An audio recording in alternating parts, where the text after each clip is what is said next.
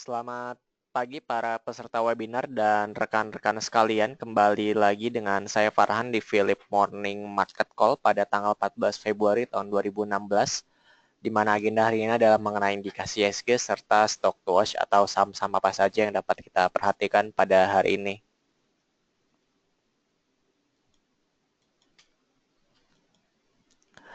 Untuk yang pertama kita mulai terlebih dahulu ini dari dari indikasi ISG. Mengenai indikasi ISG pada hari ini adalah kami perkirakan bergerak bearish dengan support resisten berada di area 5.310 sampai dengan di 5.400 dengan PE saat ini berada di level 27,25 kali.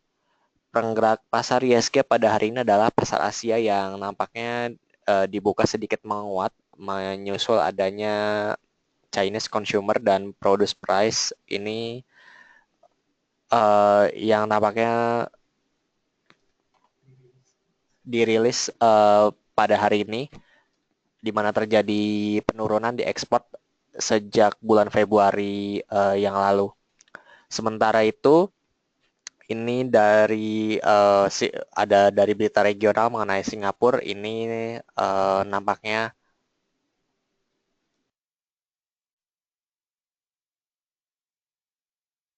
Bank Sentral dari Singapura mempertahankan kebijakan suku bunga 0% yang dirilis pada hari ini, pagi ini, dan Singapura sendiri mengumumkan bahwa GDP mereka turun secara annualized 4,1% quarter on quarter pada kuartal ketiga tahun 2016. Sedangkan untuk dari Jepang sendiri ada update mengenai uang supply dan India isu data ini mengenai penjualan wholesale mereka, dan nampaknya juga investor juga memperhatikan mengenai laporan dari cadangan devisa dari Bank Australia.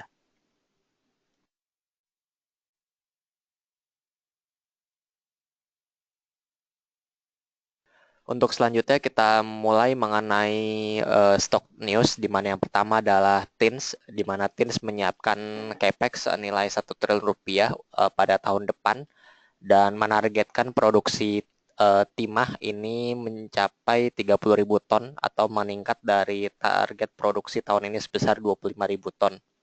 Saham yang kedua adalah Mika, di mana Mika berencana untuk membangun 6 rumah sakit sampai dengan 2019. Dan saat ini telah beroperasi sebanyak 13 rumah sakit. Yang ketiga adalah United Tractor, di mana United Tractor melalui anak usahanya PT Tuah Turangga Agung ini telah menandatangani perjanjian untuk mengakuisisi sebesar 80,1% saham di PT Suprabari Mapanindo Mineral, di mana ini merupakan perusahaan batubara dengan total transaksi senilai 45,7 juta USD. Yang terakhir adalah saham Bank Negara Indonesia atau BBNI, di mana BBNI di 9 bulan pertama tahun 2016 atau sampai dengan kuartal 3 tahun 2016 ini membukukan net income sebesar 7,72 triliun rupiah atau tumbuh sebesar 28,7% year on year, didukung oleh peningkatan dari net interest income mereka sebesar 19,02% atau tumbuh sebesar 15% year on year.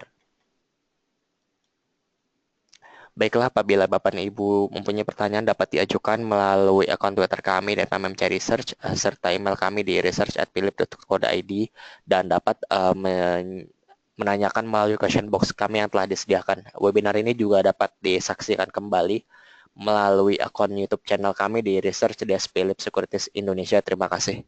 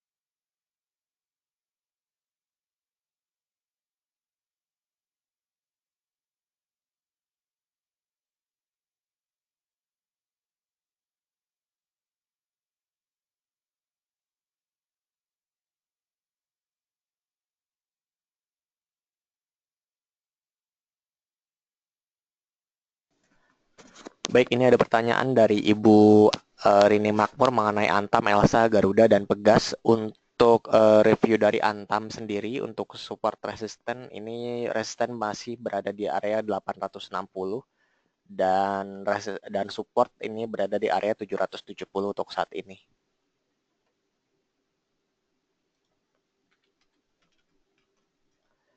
Selanjutnya untuk saham Garuda Indonesia. Ini saham Garuda Indonesia ada support di 382 dan resisten di 400-an untuk saham Garuda Indonesia.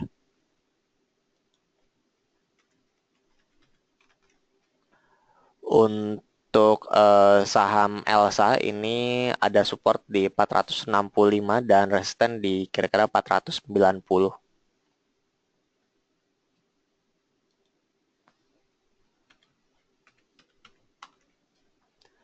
Untuk Pegas ini saat ini supportnya di 2.500 dan resisten mereka tetap ada di kisaran harga Rp3.000.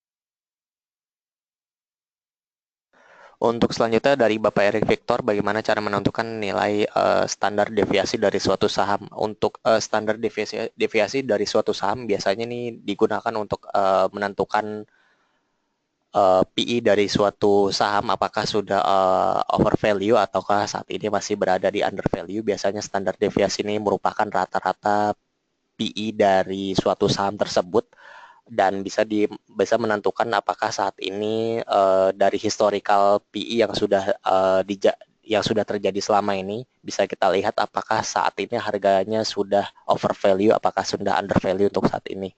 Cara menentukannya adalah berdasarkan rata-rata PE dari suatu saham itu tersebut. Terima kasih.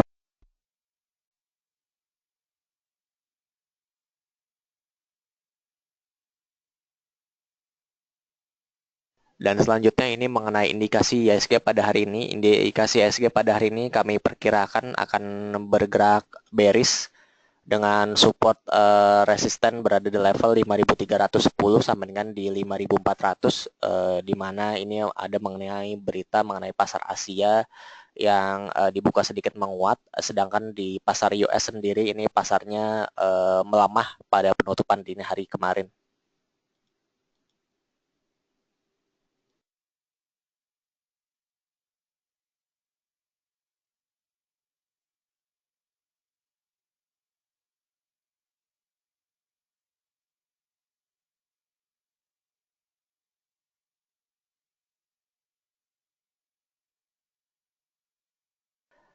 Selanjutnya pertanyaan dari Bapak Aldi mengenai review SSMS dan Mika. Untuk SSMS saat ini berada di trend bearish.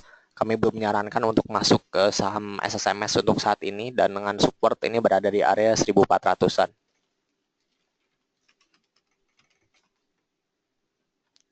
Untuk selanjutnya mengenai saham Mika, ini saham Mika bergerak sideways dengan support di area 2.700 dan resisten di 2.900.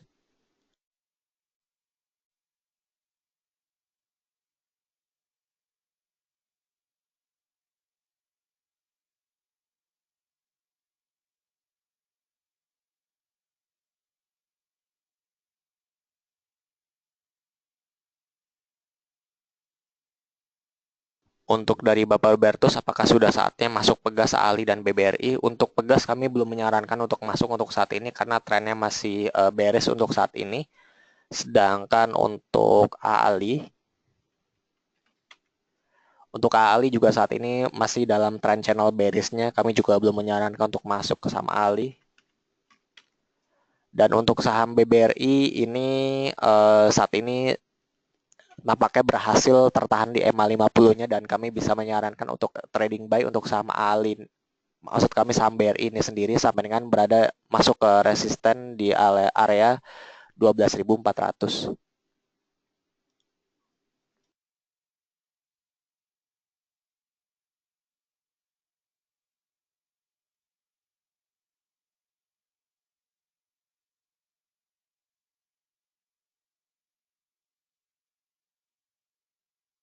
Selanjutnya pertanyaan dari Bapak Adam Ray ini mengenai saham Demas, entry di berapa untuk masuk ke saham Demas. Untuk entry bisa dicoba untuk di level 260 sampai dengan di 255 untuk masuk ke saham Demas dengan level take profitnya ini berada di level 280.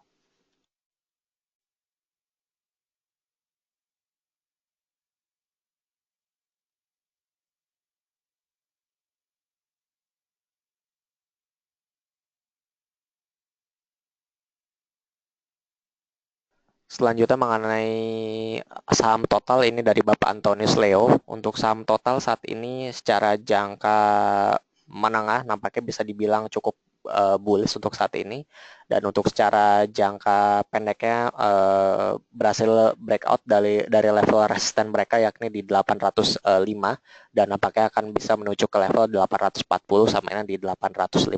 Saran kami untuk total bisa dicoba untuk di hold terlebih dahulu bagi yang sudah punya dan bisa take profit di level 840 sampai 850 dan syukur-syukur bisa mencapai ke level 900.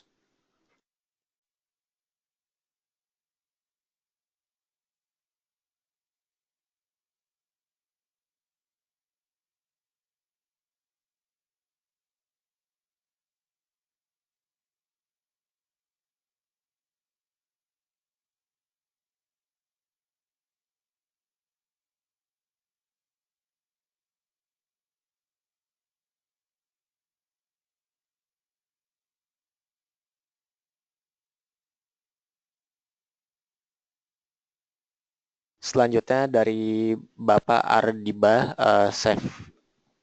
Sefrinda atau Bapak atau Ibu mengenai saham LPPF apakah masih bisa di hold. Untuk secara teknikal memang saat ini trennya cenderung bearish untuk saat ini dengan ini akan berpotensi menuju ke level 17.000 rupiah. Namun apabila kita lihat secara fundamental dari perusahaan ini merupakan salah satu emiten retail terbaik yang ada saat ini, di mana yang kedua ini adalah saham RALS dan kami menyarankan apabila Bapak dan Ibu ingin berinvestasi di saham LPPF maka bisa dicoba untuk dibeli di harga-harga saat ini karena menurut kami ini level harga yang saat ini sudah cukup under value untuk saham LPPF. Saham LPPF ini sendiri ada di dalam under coverage kami. Apabila Bapak dan Ibu ingin melihat reportnya dapat dilihat di Pro Trader Bapak dan Ibu di menu research ini bisa dibaca mengenai report dari saham LPPF. Terima kasih.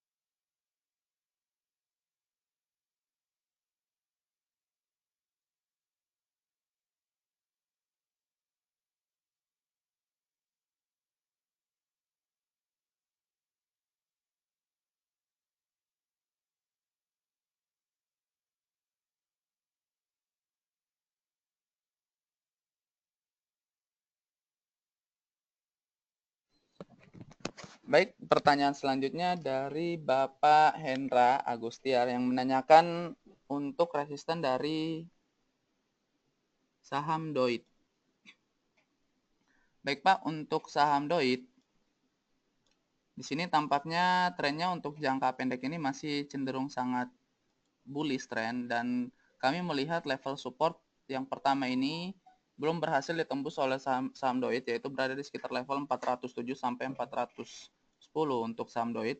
Tapi kalau kita perhatikan di sini pada tahun 2012 di sini saham DOIT ini telah meninggalkan gap dan ada utang untuk menutup gap di kisaran harga 425 untuk saham Doit. Oleh karena itu, kami bisa memberikan bahwa resisten selanjutnya dari saham Doit ini berada di sekitar level 425 sampai 430. Berikut adalah gap dari saham Doit.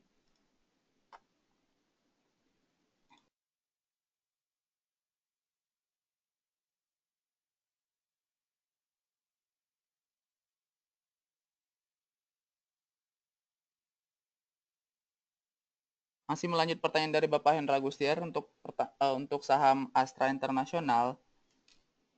Kami menyarankan apabila Bapak Hendra Gustier ini belum memiliki saham Astra, kami menyarankan bisa buy on weakness di kisaran harga 8.125, di mana level ini merupakan level support yang cukup kuat dari saham Astra dan tampaknya sedang diuji berkali-kali oleh saham Astra ini. Tetapi apabila Bapak Hendra sudah memiliki barang, kami menyarankan untuk di hold saja untuk saham Astra, dan apabila saham Astra ini sudah menyentuh level atau sudah break di bawah level MA50-nya, kami baru bisa menyarankan untuk di cut loss terlebih dahulu untuk saham Astra. Demikian, Pak.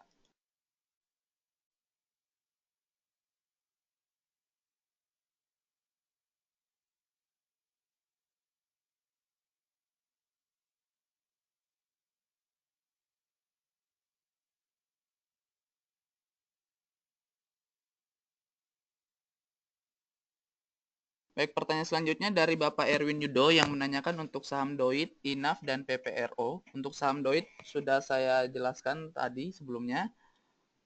Selanjutnya saya akan coba menjelaskan untuk saham INAF. Baik Pak, untuk saham INAF, kalau kita perhatikan di sini trennya untuk jangka panjang ini masih sangat bullish trend.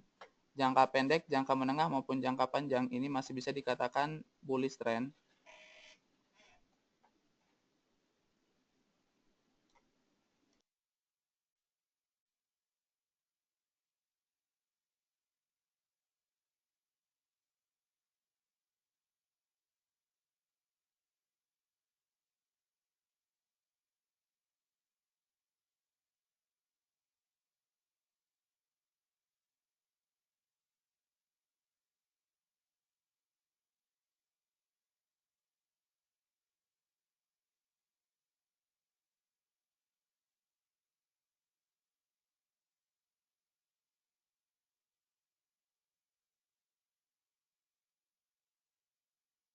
Baik, karena saham INAF ini sudah menyentuh all time high-nya, kita bisa menggunakan indikator Fibonacci retracement untuk menentukan resistance selanjutnya.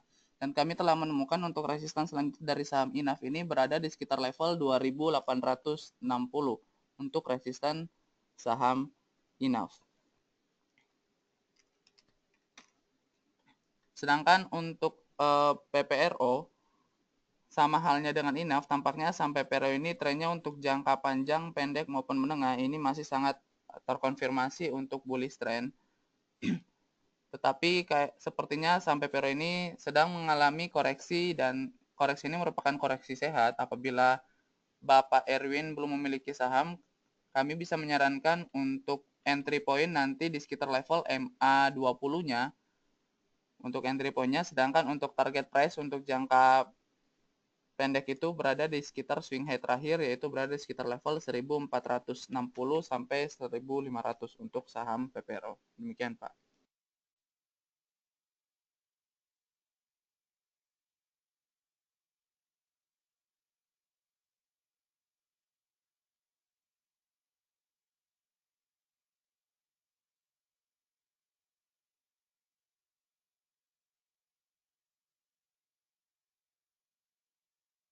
Pertanyaan selanjutnya dari Bapak atau Ibu Siani yang menanyakan untuk saham Unilever dan Indofood.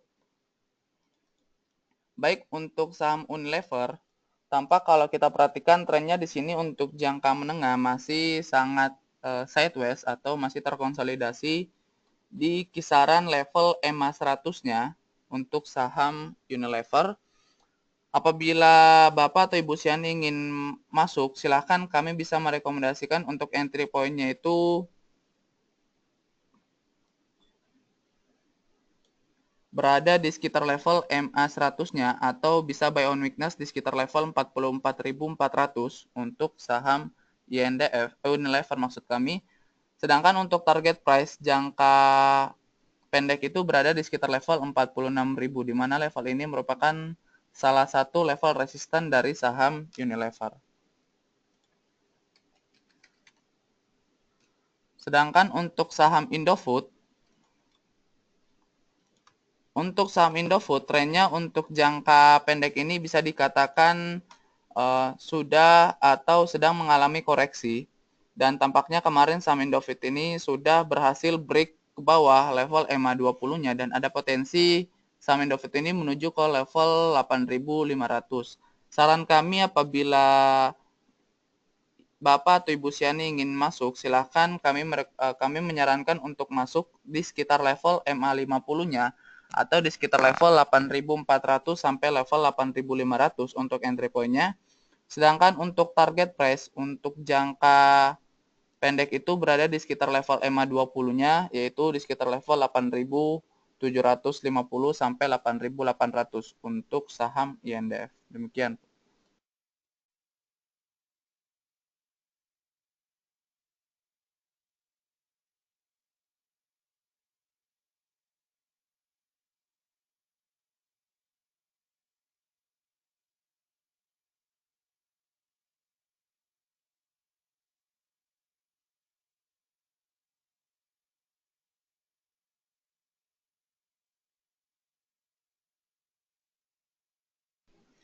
Pertanyaan selanjutnya dari Ibu Rini Makmur yang menanyakan support dan resisten dari saham SMGR dan Bank BTN. Baik Bu, untuk saham SMGR terlebih dahulu, untuk SMGR kami melihat level support yang dekat di sini berada di sekitar level 9.625 untuk saham SMGR, di mana level ini bisa dijadikan level entry point dari saham SMGR atau bisa buy on weakness di sekitar level 9.625. Kalau kita perhatikan di sini stokastik dari saham SMGR ini sudah ada indikasi untuk oversold untuk saham SMGR. Sedangkan untuk resisten dari saham SMGR, resisten terdekat itu berada di sekitar level 10.700.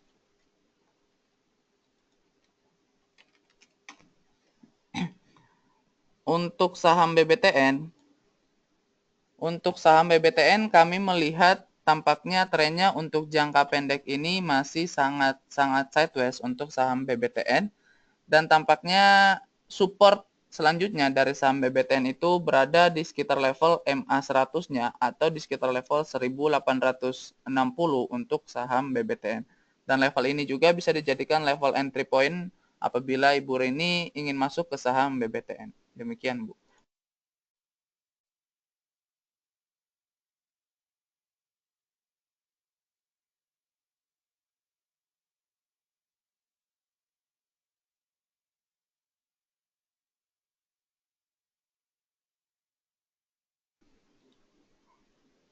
Pertanyaan selanjutnya dari Bapak atau Ibu Levi yang menanyakan support dan resisten untuk saham Waskita Karya.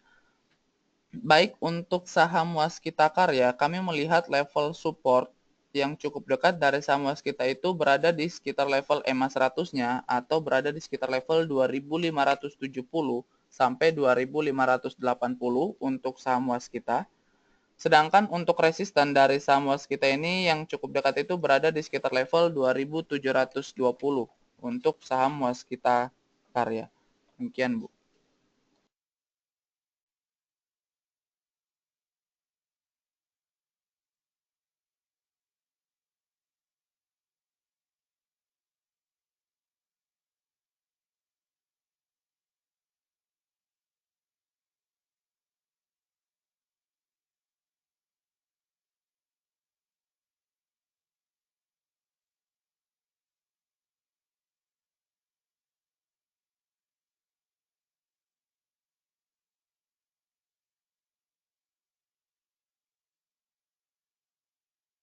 Pertanyaan selanjutnya dari Bapak Stevi yang menanyakan untuk saham DILD, Demas, MPPA, dan SSIA.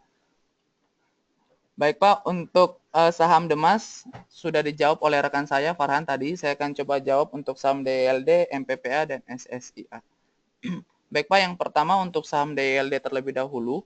Kalau kita perhatikan trennya untuk jangka pendek ini bisa dikatakan saham DILD ini ada kecenderungan untuk bearish trendnya atau cenderung melemah untuk saham DILD, dan bisa dikatakan trend bearish apabila saham DILD ini sudah berhasil membentuk lower low atau low yang lebih rendah dari low sebelumnya. Oleh karena itu apabila Bapak Stevi ingin masuk, itu kami menyarankan bisa wait and see hingga saham BLD ini menyentuh level EMA 200-nya, yaitu berada di sekitar level 560, di mana level ini merupakan salah satu support kuat dari saham DILD. Sedangkan untuk resistennya yaitu berada di sekitar level 605 dari saham DILD.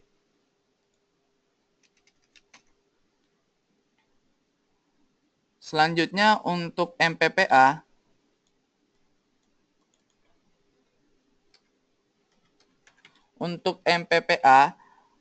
kami melihat level support selanjutnya dari saham MPPA ini berada di sekitar level MA 100-nya, yaitu berada di sekitar level 1750 untuk saham MPPA. Tetapi mohon dijaga ketat apabila saham MPPA ini sudah berhasil break ke bawah level support yang cukup kuat ini, ada kecenderungan atau ada potensi saham MPPA ini menuju ke level 1300. Sedangkan untuk resisten dari saham MPPA ini berada di sekitar level 2000.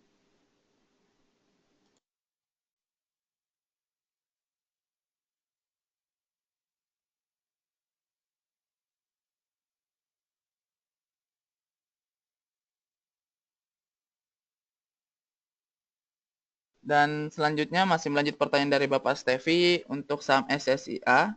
Untuk saham SSIA kalau kita perhatikan Pak, historical dari saham SSIA ini apabila saham SSIA ini sudah break level EMA 20-nya, ada kecenderungan saham SSIA ini akan reversal lagi atau akan melanjutkan pelemahannya, di mana mengikuti tren untuk jangka menengah ini masih sangat cenderung bearish untuk saham SSIA.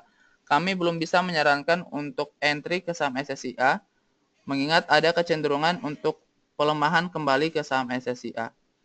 Demikian Pak.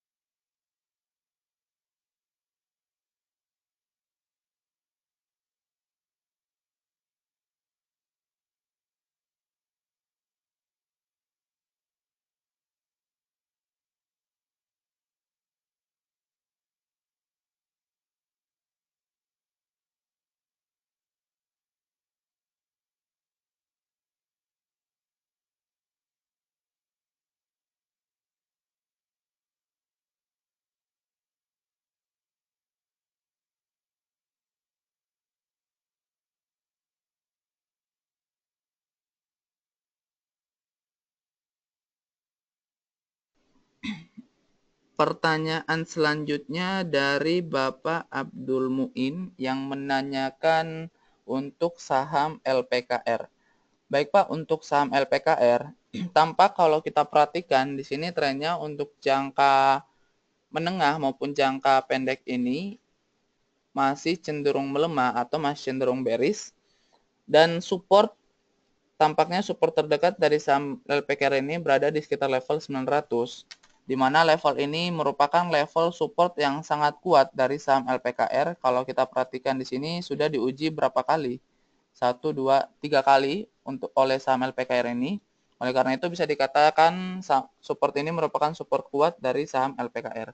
Kami bisa menyarankan untuk buy on weakness apabila Bapak Abdul Muin ingin masuk di kisaran level harga tersebut, dengan level target price untuk jangka pendek maupun jangka menengah itu berada di sekitar level 1000. Sedangkan apabila saham LPKR ini sudah break ke bawah level 900-nya, kami menyarankan untuk di cut loss terlebih dahulu, mengingat apabila saham LPKR ini akan melanjutkan pelemahannya, maka ada kecenderungan saham LPKR ini menuju ke level support selanjutnya, yaitu berada di sekitar level 730 untuk saham LPKR, Pak. Demikian, Pak.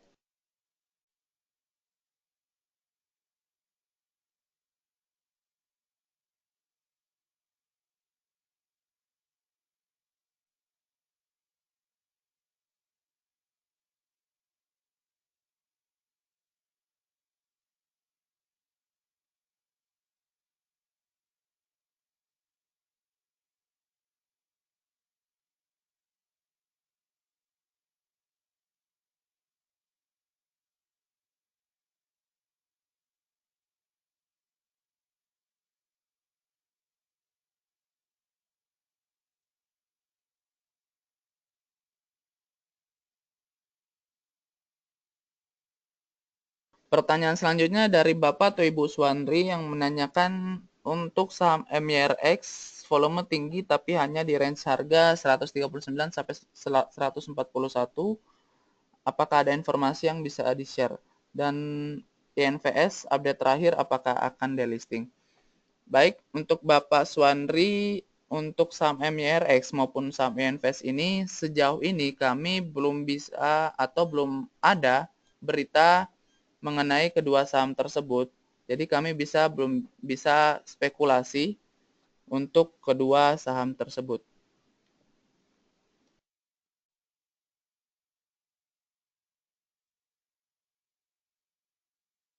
Untuk MYRX kami menyarankan jangan masuk terlebih dahulu mengingat volumenya cukup tinggi tetapi sahamnya tidak bergerak kemana-mana. Oleh karena itu masih banyak saham lain yang bisa dilirik selain saham MYRX. Demikian.